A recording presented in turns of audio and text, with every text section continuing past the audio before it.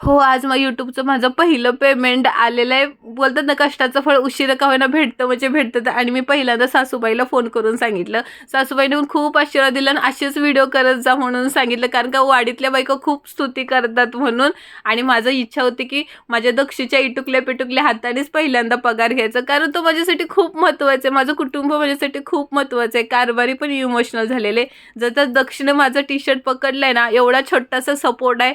तर तेवढा माझ्यासाठी खूप आहे. म्हणजे माझं कुटुंब माझ्यासाठी सगळं काय आहे. घरी न जाता पहिल्यांदा गुरुदत्ताचा आणि स्वामींचा आशीर्वाद घेतला आणि पहिल्यांदा माझ्या आयुष्याची कमाई मी कारभाऱ्यांच्या हातात दिली त्यांच्या पाया पडून.